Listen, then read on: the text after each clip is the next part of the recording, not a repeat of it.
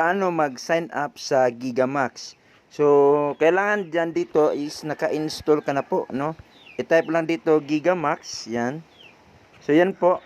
So, ito yung, i-type na yung Gigamax, lalabas yung Gigamax sa Play Store. So, yan. So, pag hindi mo pa na-install, i-click mo lang dito, install.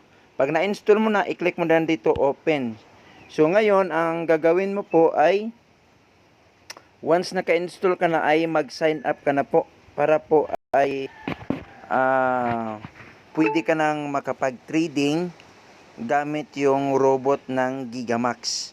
So, pwede tayong kumita dito ng 1% daily or 2% daily to 20 to 30% monthly interest.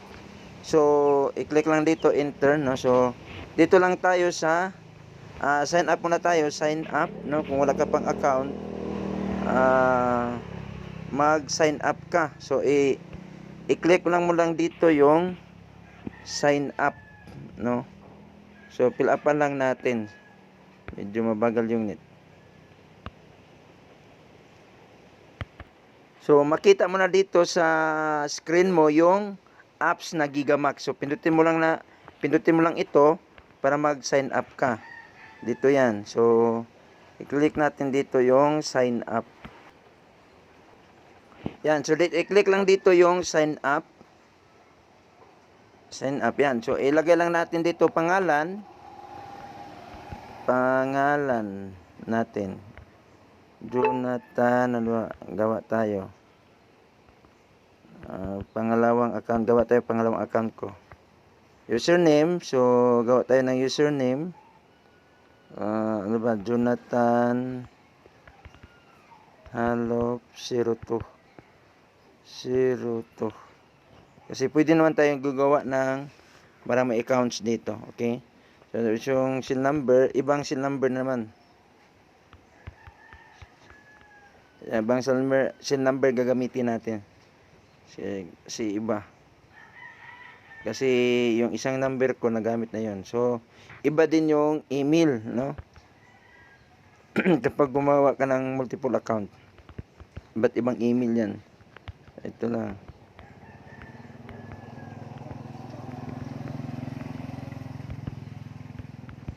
Yan. Tapos gawa tayo ng password, confirm password. Yan. So, gawa muna ito ng password. So, make sure lang yung password at confirm password ay tugma, no? Tapos, yung wallet address, dito na kung saan ipapasok yung payout mo. Kung wala kang Binance, pwede yung Trust Wallet, no? Trust Wallet papasok. Tapos yung user ID, kunin mo doon sa sponsor kung nag-invite sa'yo. So, kunin ko muna yung link, minimize natin, yung link sa account ko, no? Dito, yung referral link. Hanapin ko muna yung referral link. Kunin natin yung referral link. Ba yun yung referral link. Kunin ko sa message. Ito po, ito yung referral ID. So, punta tayo sa Gigamax. Ilagay natin dito sa referral ID. So, dito yung wallet address ng TRC20. So, kung wala kayong Binance, pwede dito sa Trust Wallet. I-copy nyo po. Yan, sa Trust Wallet. Yan. So, i-add nyo lang po yung USDT TRC20. So, i-add mo yung USDT TRC20. Yan, diba dito? Pindutin mo lang ito. Kung wala pang USDT dyan, pindutin mo lang yan. Tapos, i-type mo lang dito TRC USDT TRC20. So, hanapin mo yung USDT TRC20. Yan, no? USDT TRC20. So, i-on mo lang ito. Yan. Ito, i-on mo itong USDT TRC20 kasi yan ang gagamitin. So, i-on mo lang yan. So, back mo. So, pag naka-on na yan, meron ka ng USDT TRC20. Ito po, USDT TRC20. So, ito yung gagamitin. Pindutin mo lang yan. I-copy mo yung receive. Yan, receive. Yan yung wallet address. Pindutin mo yung copy. So, tingnan mo dito. Make sure na tama ha. Tingnan mo is 4BEG na last digit. So, kailangan yan i-copy doon. Yun ang ilagay mo dito sa USDT address. No? So, doon papasok yung payout mo sa yan 4BEG. Papasok yan doon sa Trust Wallet mo. Pero kung may Binance ka, pasok ka lang dito sa Binance. Ito namang wallet address sa Binance dito po. Binance. Ito yung kukunin mo na, Binance. Pasok ka sa Binance. Pindutin mo dito yung wallet sa baba. Tapos, pindutin mo yung spot. Tapos, pindutin mo dito yung deposit. Deposit. Tapos, pindutin mo dito yung USDT. Yan, USDT. Tapos, hanapin mo dito yung network TRC20. Pindutin mo yung TRC20. Tapos, yan na. So, ang network TRC20. Make sure na tama. TRC20. Tapos, ito yung wallet address. Pindutin mo yung parang papel. Yan. Copy mo yan. So, yan po ang ilalagay doon. So, sa Gigamax. Balik tayo dito sa, yan, USDT TRC20. Yan. So, yan po. Make sure tama. Tingnan mo yung last digit na tugma, no? So, yan, makita mo yan dito, yan, if is last, yan. So, yan na po. So, yung server natin is 4. Server natin 4, yan. So, pag nagkulay red na yan, nagkulay green lahat, tama po lahat.